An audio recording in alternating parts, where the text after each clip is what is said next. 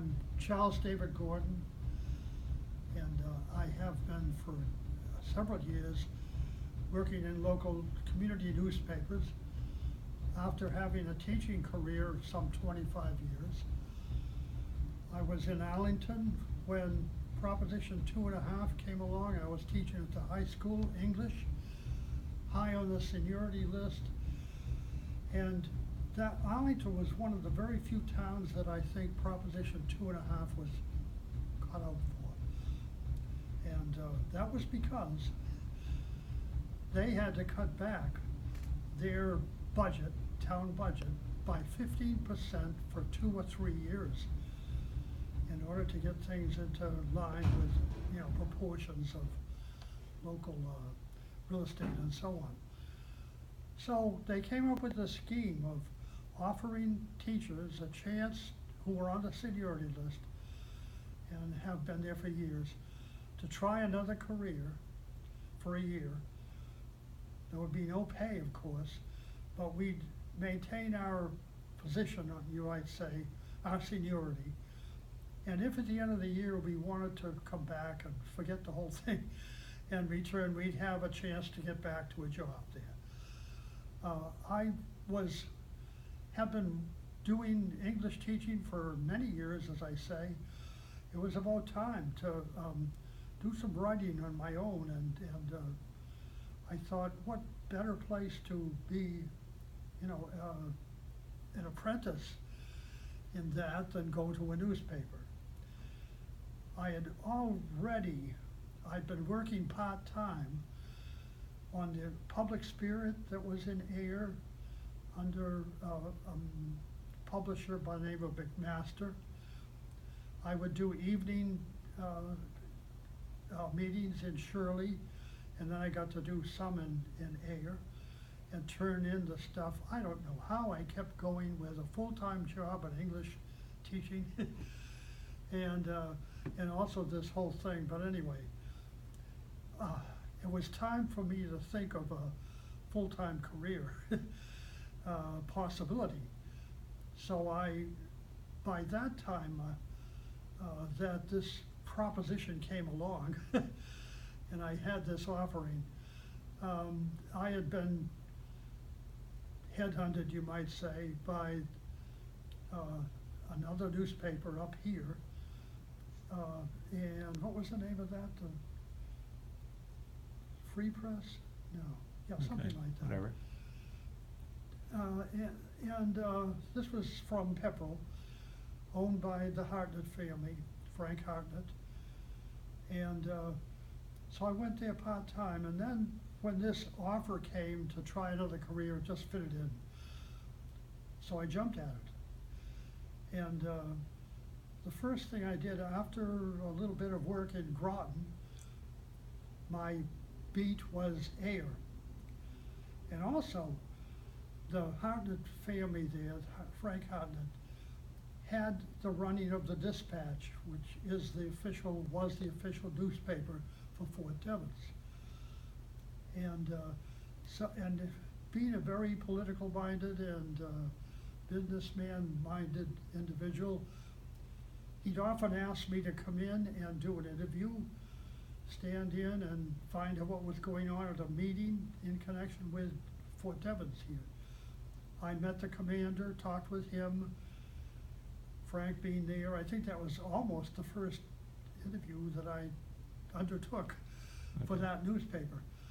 And this was at Colonel Cater, Richard Cater, down in P1. And that got it launched.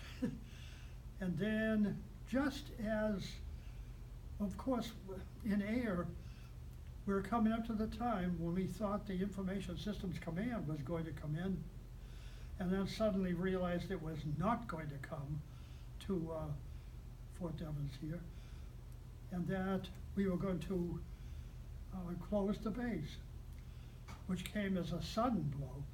I was covering air at that time, very historic moment, I thought. Quite something to cover that.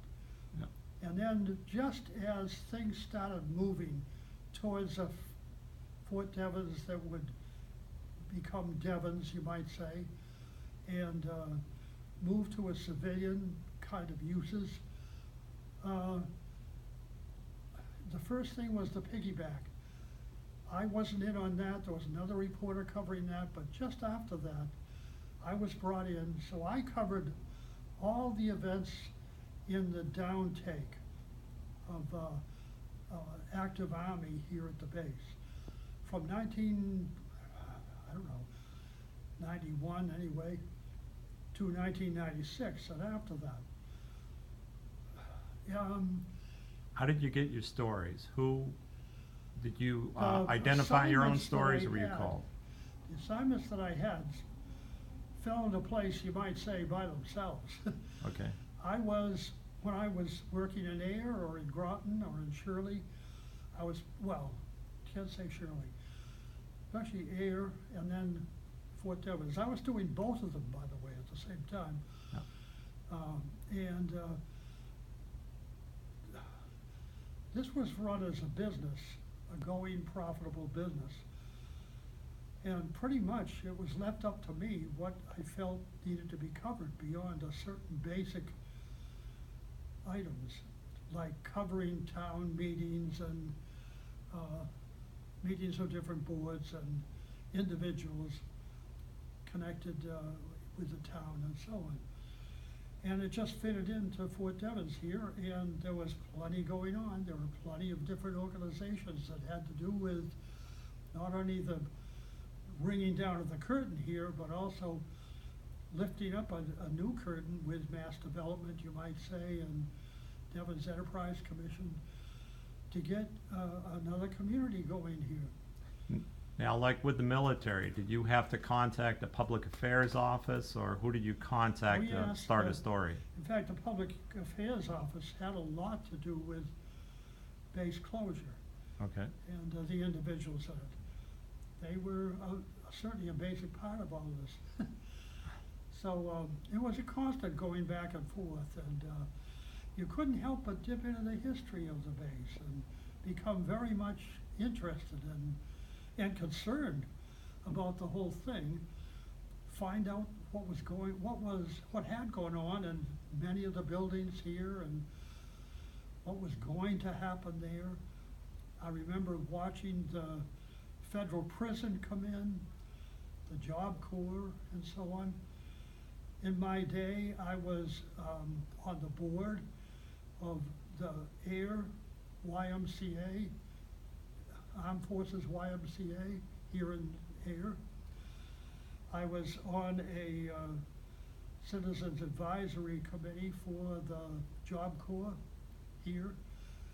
And there's just a lot that was, was going on and I became involved in. Okay. The museum started up long towards 1994 or 5, somewhere in there. By that time, the other one was, in that time frame anyway. The old museum had been packed up and shipped off, so that was gone. And individuals here felt they needed to have more of a historic preservation and sharing kind of viewpoint here. All right. So I served on committees in the Okay. days when items were being collected. It was all set up in the basement of the Revere Hall in the square down here, Okay. Vicksburg Square. And it wasn't open to the public because there wasn't a display put up.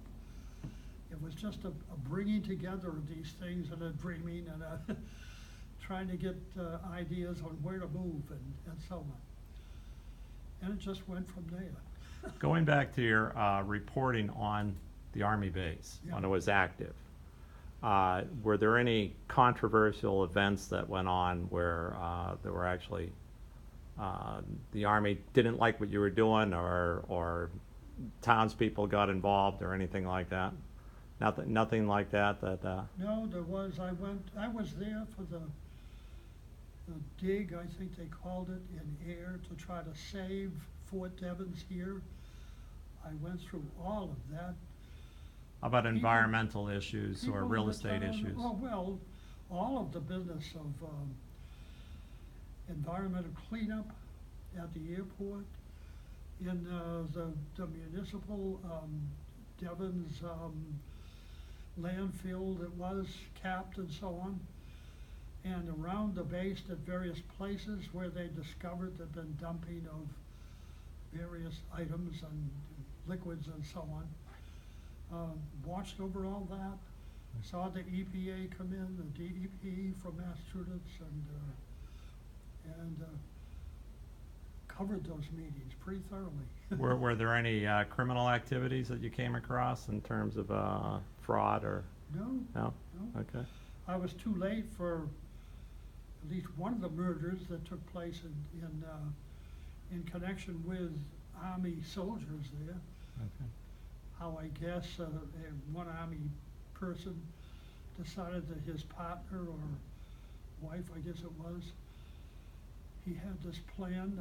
I guess I shouldn't say it was that.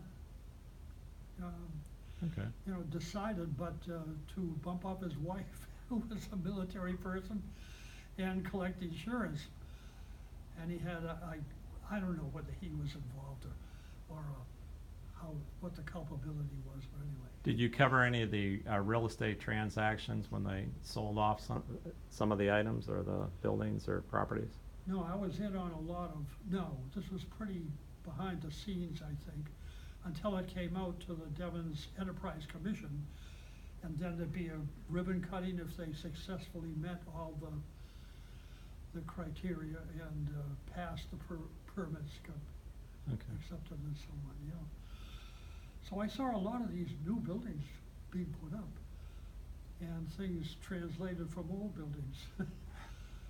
I was there going through Cutler Army Hospital, Army Community Hospital, and went into the facility after it became the federal prison, surrounding, you might say, just about or including that former Army hospital, which was quite interesting.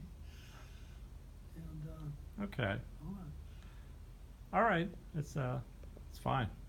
Thank you.